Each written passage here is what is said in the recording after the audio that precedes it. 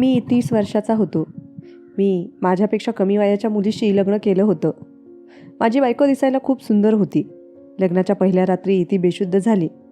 हे पाहून मी खूप घाबरलो आणि आता ती माझ्यापासून लांब राहू लागली. जेव्हाही मी तिच्या जवळ जाण्याचा प्रयत्न करत असे ती माझ्यापासून दूर जायची आणि मला खूप घाबरायची. मला आश्चर्य वाटलं की ती असं का करत आहे. मला तिच्यावर संशय येऊ लागला की ती माझी फसवणूक तर करत नाही ना. जेव्हा तिनं मला सत्य सांगितलं तेव्हा माझ्या पायाखालची जमीनच सरकली. कारण माझी बायको तर... हॅलो मित्रांनो, मी माझ्या मित्रांकडून हे ऐकत आलो होतो की कमी वयाच्या पत्नीचे खूप फायदे असतात.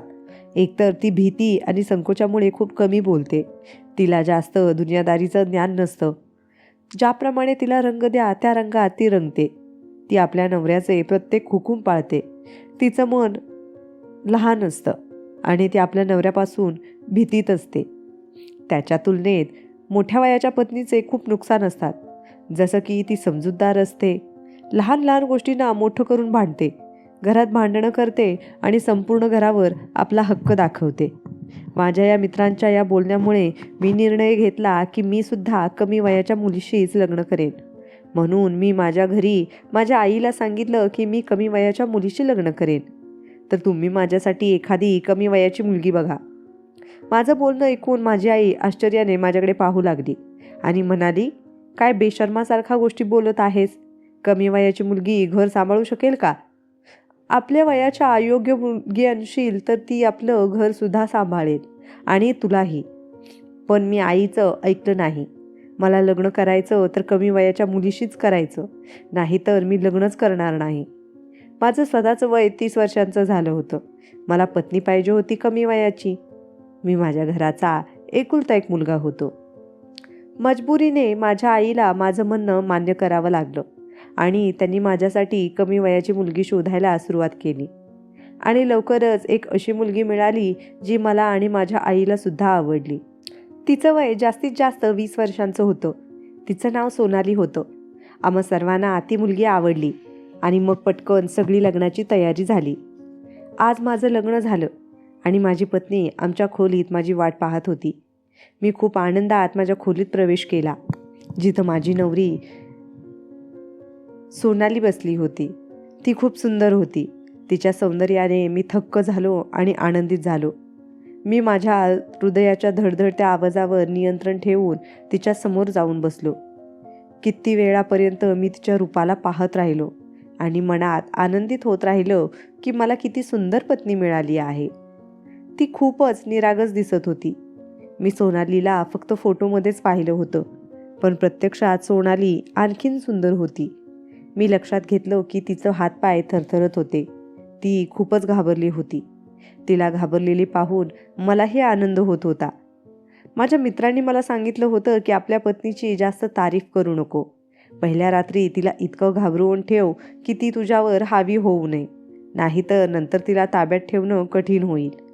आणि या सर्व गोष्टींचा विचार करत होतो. त्यामुळे सोनालीला घाबरलेली पाहून मला खूप आनंद झाला की सोनाली तर आधीच घाबरलेली आहे. या घाबरलेल्या मुलीला थोडं आणखीन घाबरवावं असं माझ्या मनात आलं. म्हणून मी माझ्या फोनवर 30 सेकंदाचा टायमर सेट केला. 30 सेकंदानंतर माझ्या फोनवर रिंग वाजली. मी फोन घेतला आणि खोलीतल्या बाजूला जाऊन कुणाशी तरी खूपच रागाने बोलायला लागलो. मी फोनवर रागाने बोलायला लागलो की आज माझं लग्न झालं आहे आणि तुला हाच वेळ मिळाला का मला ही वाईट बातमी सांगायला? तुला माहीत नाही का मी किती रागीट माणूस आहे? मला लोकांचं बडबड करणं अजिबात आवडत नाही आणि जेव्हा मला राग येतो तेव्हा मी समोर कोण आहे हे पाहत नाही. ज्याला आपलं भलं हवंय त्यानं माझ्यासमोर बोलू नये. आणि तुझी एवढी हिंमत की तू मला बोलत आहेस? उद्या मी तुला वटणीवर आणतो, सरळ नोकरीवरूनच काढून टाकतो, कारण माझ्यासमोर कोणत्याही चुकीला माफी नाही आणि तू चूक केली आहेस आणि तुझी ही शिक्षा आहे की तुला नोकरीवरून काढून टाकलं जाईल. मी माझ्या पत्नीला सांगू इच्छित असलेल्या गोष्टी फोनवर कोणाला तरी सांगून प्रत्यक्षात माझ्या पत्नीच्या कानात घातल्या. मी तिला पहिली भेट म्हणून अंगठी दिली होती. तिनं ती माझ्या हातातून घेऊन समोरच्या टेबलावर ठेवली. तिचं हे वागणं मला खूप वाईट वाटलं. मी तिला सांगितलं की हे हातात घाल. तिने म्हटलं की मला अंगठ्या आवडत नाहीत. तिचं बोलणं ऐकून मला खूप राग आला, पण मी एवढ्या सुंदर रात्री राग व्यक्त करू इच्छित नव्हतो. मी तिचा हात माझ्या हातात घेतला आणि असं काहीतरी झालं की जे मला अपेक्षितच नव्हतं. माझ्या पत्नीने तिचा हात माझ्या हातातून पटकून ओढून घेतला आणि तिच्या चेहऱ्यावर असे भाव आणले की जणू तिला खूपच भीती आहे. तिचे हातपाय भीतीने थरथरत होते. मी अजून काही बोललोही नाही. तोपर्यंत ती भीतीने बेशुद्ध झाली. तिला बेशुद्ध होताना पाहून मी खूपच त्रस्त झालो की आता काय करावं. जर मी बाहेर जाऊन सगळ्यांना सांगितलं की नवरी पहिल्या रात्रीच बेशुद्ध झाली आहे, तर सगळे लोक याचा चुकीचा अर्थ काढतील आणि मग माझी किती बदनामी होईल. मी कोणाचं तोंड पाहण्याच्या लायक राहणार नाही. माझ्या बाजूने मी तिला अशुद्धीत आणण्यासाठी प्रयत्न केला. तिच्या चेहऱ्यावर पाण्याचे शिंतोडे मारले. तिला हलवून शुद्धीत आणण्याचा प्रयत्न केला, तरीही ती शुद्धीत आली नाही. अस्वस्थ होऊन मी खोलीत फिरू लागलो. मला माझ्या आईचे शब्द आठवू लागले. आता मला वाटू लागलं की ती बरोबर बोलत होती. माझी आई म्हणाली की मोठ्या वयाची मुलगी आण, ती घर सांभाळेल. माझ्या आईनं सांगितलं होतं की 20 वर्षाची मुलगी काय काम करेल. माझी आई म्हणाली की सून अशी हवी की जी खूपच समजूतदार असेल, सगळ्या घराला सांभाळेल. आणि आता ही पहिल्या रात्रीच बेशुद्ध झाली आहे. सगळ्यांच्या मर्जीविरुद्ध मी माझ्या मर्जीने कमी वयाच्या मुलीशी लग्न केलं. आता जर मी त्यांना सांगितलं की ती बेशुद्ध झाली आहे, तर सगळे माझा मजाक उडवतील की कमी वयाच्या मुलीशी लग्न केल्याने हेच होईल. जेव्हा 1 तास पूर्ण झाला आणि ती शुद्धीत आली नाही, तेव्हा मी माझ्या एका मित्राला फोन केला आणि सगळं सांगितलं. माझं बोलणं ऐकून माझा मित्र जोरजोरात हसू लागला. त्याचं हसू मला आणखीनच राग आणायला लागलं. मी त्याला सांगितलं की हसण्याचा आणि मजाक उडवण्याचा वेळ नाही. मला तुझी मदत पाहिजे आहे. मी घरच्यांपैकी कोणालाच काही सांगू इच्छित नाही. फक्त कोणत्याही प्रकारे ती शुद्धीत यावी. मला थंडीतही घाम येत होता. माझ्या मित्राची पत्नी डॉक्टर होती, म्हणून मी त्याला फोन केला होता की कदाचित तिथून काही मदत होईल. माझ्या मित्राने सांगितलं की टेन्शन घेण्याची गरज नाही. मी माझ्या पत्नीला तुझ्या घरी घेऊन येतो. त्याच्या या बोलण्याने मी आणखीनच त्रस्त झालो. कारण लग्न संपल्यावर पाहुणे आपापल्या घरी निघून गेले होते. घरचे झोपायच्या तयारीत होते. अशातच त्याची डॉक्टर पत्नी घरात आली तर मग सगळे काय विचार करतील. नक्की त्यांना समजायला वेळ लागणार नाही की नक्कीच आमच्या खोलीत काहीतरी गडबड आहे. मी रागाने विचार करू लागलो की का मी बेकारमध्ये त्याला मदत मागितली. असं वाटत होतं की ही गोष्ट माझ्या गळ्यात पडली आहे आणि फायद्याऐवजी उलट नुकसानच होणार आहे. असं करायला मी त्याला साफ नकार दिला की तुझ्या पत्नीला माझ्या घरी आणू नकोस. माझी बदनामी होईल. मला प्रश्न विचारले जातील. त्यानं सांगितलं की ठीक आहे, त्रास घेऊ नकोस. मी फोनवरच माझ्या पत्नीशी तुझं बोलणं करून देतो. मित्राच्या या बोलण्याने मला बरं वाटलं आणि मी त्याच्या डॉक्टर पत्नीशी बोलू लागलो. सोनालीला शुद्धीत आणण्यासाठी उपाय विचारू लागलो. माझ्या मित्राच्या पत्नीनं सांगितलं की सोनालीच्या पायांच्या तळव्यावर मालिश कर आणि तिच्या अंगावर चादर टाक, कारण थंडी खूप आहे. त्यामुळे तिला उष्णता मिळेल आणि ती शुद्धीत येईल. मी असं सगळं करत होतो. मी सगळं काही केलं तरी ती शुद्धीत येत नव्हती. माझा मित्र मागे बोलत होता आणि त्याची पत्नी मला उपाय सांगत होती. तिनं जे काही सांगितलं ते मी सर्व ऐकलं होतं, पण सोनालीला शुद्धीत येत नव्हती आणि मी खूपच त्रस्त झालो होतो. त्यामुळे मी अचानक बोललो की सोनाली शुद्धीत आली आहे. प्रत्यक्षात मी या सर्व परिस्थितीतून खूपच त्रस्त झालो होतो आणि त्यामुळे मला खोटं बोलावं लागलं की तिला शुद्ध आली आहे. ती आली नव्हती. मी त्यांचे आभार मानले आणि फोन कट केला. या त्रासात मी माझं डोकं हातात धरलं. मला काहीच समजत नव्हतं की काय करावं. तेवढ्यात माझी नजर टेबलावर ठेवलेल्या औषधांच्या बाटलीवर गेली आणि ते औषध पाहून माझ्या पायाखालची जमीनच निघून गेली, कारण ते औषध तर झोपेचं होतं. बाटलीमधून थोडं औषध टेबलावर सांडलं होतं आणि सोनालीने जे पाणी प्यायलं होतं त्या ग्लासातही थोडं औषध लागलं होतं. म्हणजे माझ्या पत्नी सोनालीने जाणून बुजून बेशुद्ध होण्याचं औषध खाल्लं होतं आणि हे स्पष्ट होतं की औषधाचा परिणाम होण्यासाठी थोडा वेळ लागला असेल. इतका वेळ जेव्हा मी तिच्याशी बोलत होतो तोपर्यंत औषधाचा परिणाम झाला आणि ती बेशुद्ध झाली. आणि जर तिनं औषध घेतलं असेल तर तिला कोणीही शुद्धीत आणू शकत नाही. मी माझ्या पत्नीला थक्क होऊन पाहिलं. ती मला खूपच निरागस मुलगी वाटली होती, पण ती अजिबात तशी नव्हती. मला संपूर्ण रात्र झोप लागली नाही. विचार करत करत माझं डोकं विचार करू लागलं की हे सगळं काय आहे. माझ्या पत्नीनं का असं केलं.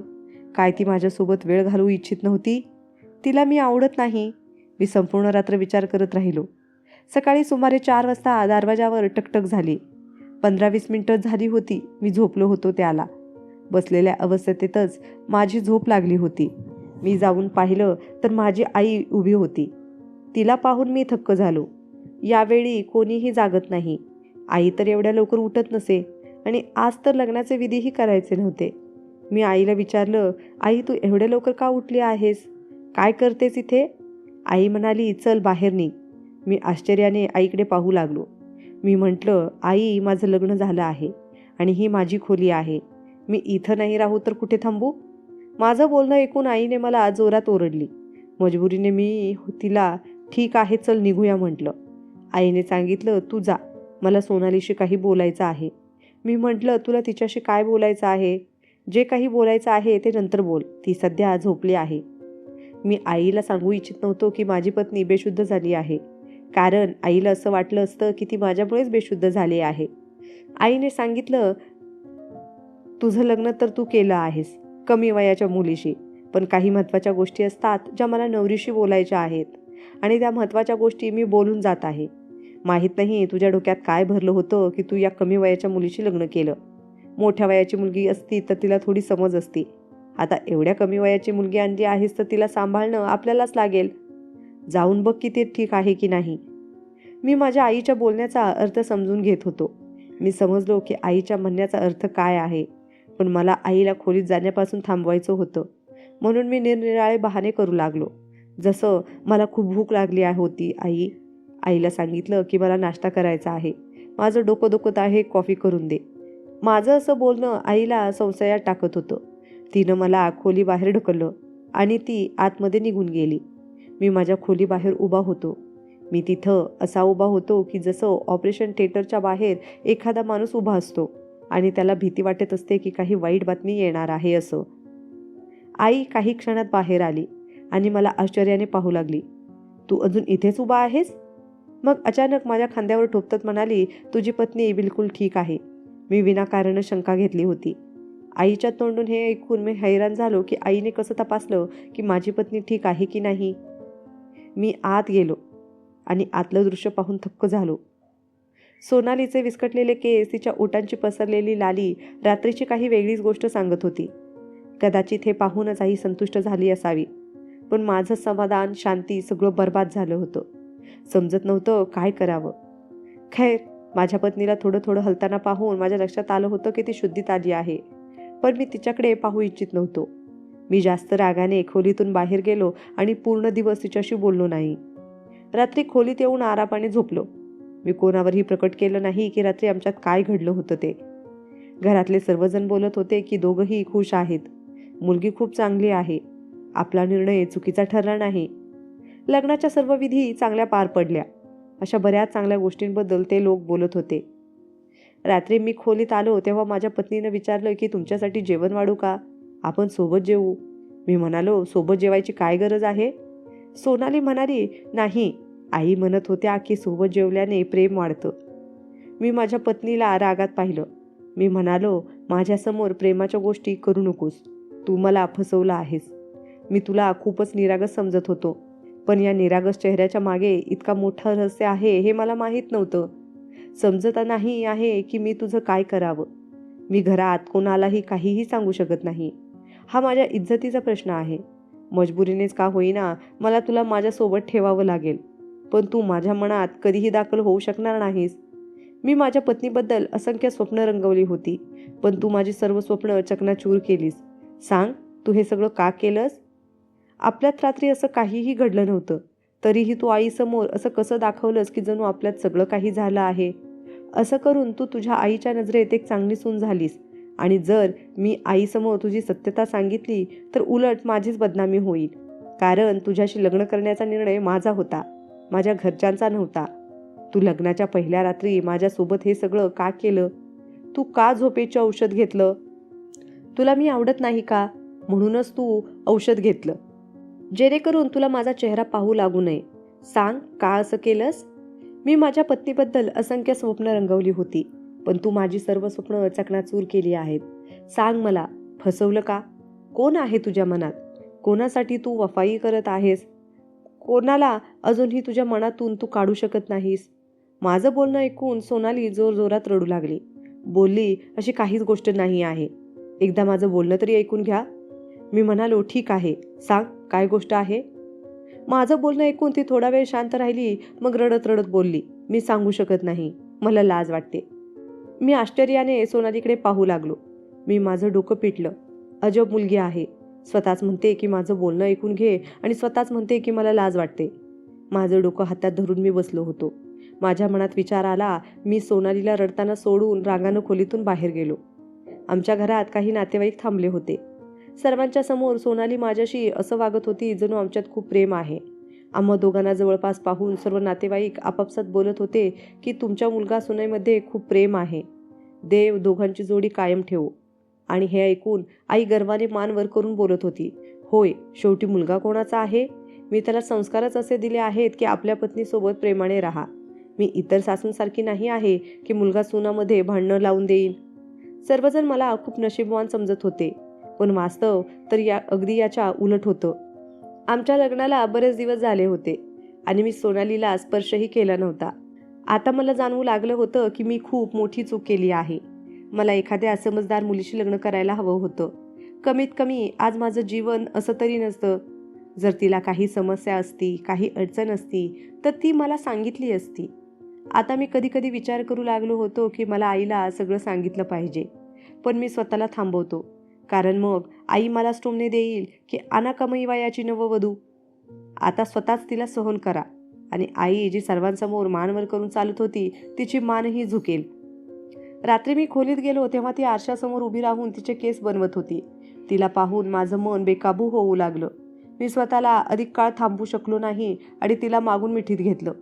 मी एवढं केलं तेव्हा ती अशी घाबरली जणू तिला सिंहाने पकडला आहे आणि जोरजोरात रडू लागली. एका क्षणासाठी माझ्या मनात आलं की ती रडत आहेत तर रडू दे. आज मी तिला भरपूर प्रेम करूनच राहीन. पण ती एवढी हुंदके देऊन रडत होती की जणू तिच्यावर खूप अत्याचार होत आहेत आणि तिचं असं रडणं पाहून माझं मन होत नव्हतं की मी तिच्याजवळ जाऊ. मान्य आहे की सोनाली खूप सुंदर आहे, पण मीही काही कमी नव्हतो.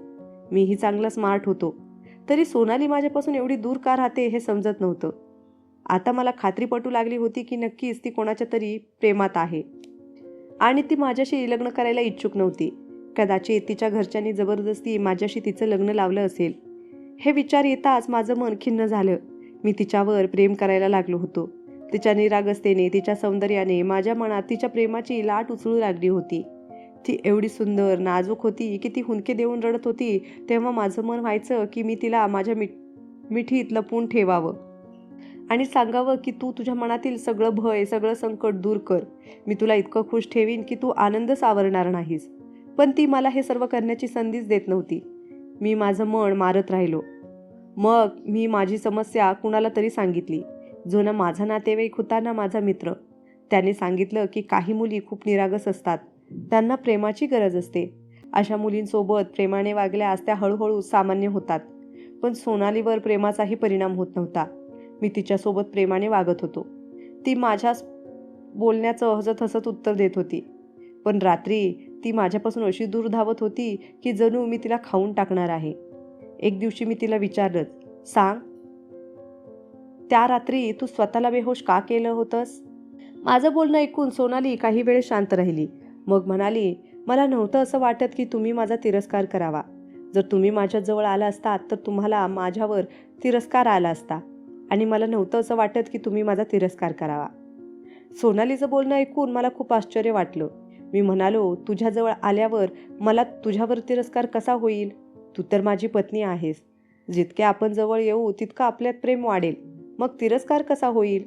ती म्हणाली, माझ्या घरच्यांनी तुमच्या घरच्यांची फसवणूक केली आहे. माझ्या घरच्यांनी आधीच ही गोष्ट तुम्हाला सांगायला पाहिजे होती, पण त्यांनी असं केलं नाही. जर तुम्हाला असं वाटत असेल की माझ्या जीवनात कोणीतरी दुसरा मुलगा आहे तर असं बिलकुल नाही आहे. मला वाटत असूनही माझ्या जीवनात मी कुणालाही समाविष्ट करू शकत नाही. हे तुमच्या मनातून काढून टाका की मी माझ्या मनात कोणीतरी मुलगा आहे.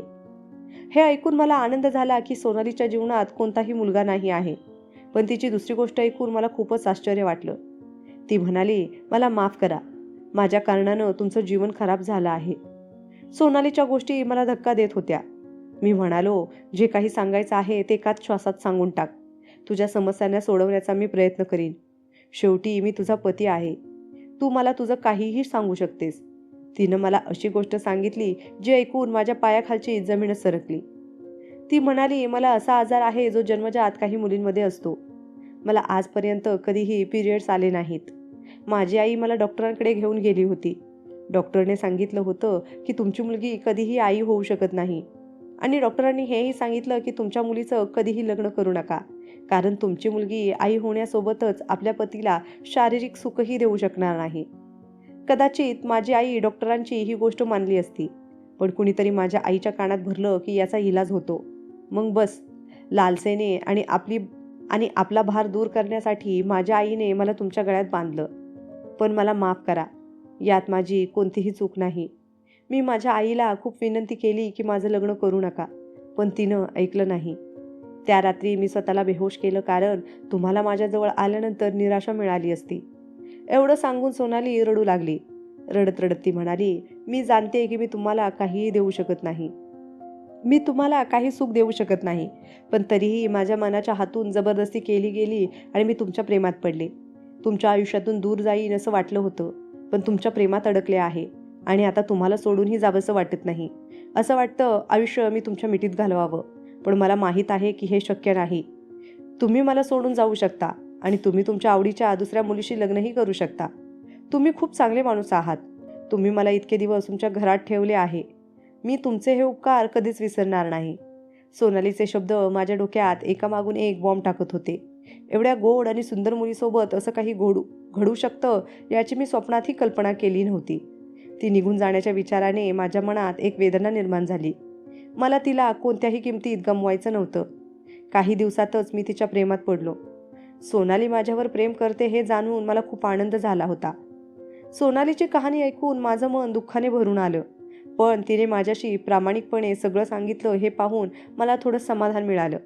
मी तिला समजावलं की तुझं म्हणणं समजलं. आता आम्ही तुझ्यावर रागवणार नाही. आपण एकत्र या समस्येचं समाधान शोधूया. दुसऱ्याच दिवशी मी तिला एका चांगल्या डॉक्टरांकडे घेऊन गेलो. डॉक्टर म्हणाले, होय, काही मुलींना हा आजार असतो, पण याचा अर्थ असा नाही की अशा मुली कधीच आई होऊ शकत नाहीत किंवा शारीरिक संबंध ठेवण्यास त्या सक्षम नाहीत.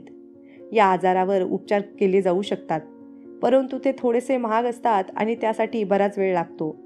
तुमच्या पत्नीला दीर्घकाळ औषधं घ्यावं लागतील आणि एक लहान ऑपरेशन देखील करावं लागेल. त्यानंतर तुमची पत्नी पूर्णपणे बरी होईल. तुमच्या पत्नीला तुमच्या प्रेमाची आणि विश्वासाची गरज आहे. आज आपल्या देशाने खूप प्रगती केली आहे, पण या प्रकारच्या आजाराबाबत अजूनही मागासलेला आहे. आजही या आजाराविषयी उघडपणे बोललं जात नाही आणि मुलीला दोष दिला जातो आणि मुलगीसुद्धा स्वतःला दोष देऊ लागते. कदाचित यामुळेच तुमची बायको इतकी घाबरलेली होती आणि तिने तुम्हाला तिच्याजवळ येऊ दिलं नाही. या आजाराने ग्रस्त मुली कधीकधी मानसिक आजारी पडतात, म्हणून तुम्ही तुमच्या पत्नीची खूप काळजी घ्या आणि तिला सांगा की सर्व काही सामान्य आहे आणि ती लवकरच बरी होईल. आणि या आजाराने ग्रस्त असलेली ती जगातील एकमेव मुलगी नाही, अजून कितीतरी मुली या आजाराने ग्रस्त आहेत. घरी आल्यावर मी सोनालीला ती लवकर बरं होईल असं आश्वासन दिलं. आज मला खूप हलकं वाटलं. मी माझी पत्नी सोनालीची खूप काळजी घेतली. जे काही घडलं त्यात तिची चूक नव्हती. मी तिला सांगितलं की तू हे कोणाला सांगू नकोस. मी तुझ्यावर पूर्ण उपचार करीन. जे पैसे लागतील ते मी खर्च करीन. आता आम्ही काही कारणाने डॉक्टरकडे जायला लागलो. हळूहळू माझं प्रेम आणि डॉक्टरांच्या औषधाने सोनाली बरी होत होती. डॉक्टरांनी तिचं छोटं ऑपरेशनही केलं. तब्येतीची निमित्त करून तिनं 2-3 दिवस विश्रांती घेतली आणि ती बरीही झाली. आमच्या लग्नाला 8 महिने झाले होते आणि आता सर्व काही ठीक आहे. पण मला सोनालीला अजून थोडा वेळ द्यायचा आहे. तिला बरे वाटेपर्यंत मला तिला त्रास द्यायचा नव्हता. पण त्या रात्री ती माझ्याकडे आली आणि मला मिठी मारली. आता सर्व काही आमच्यामध्ये सामान्य होतं. त्या दिवसापासूनच आम्हा दोघांच्या आयुष्याचा नवीन सूर्योदय झाला होता.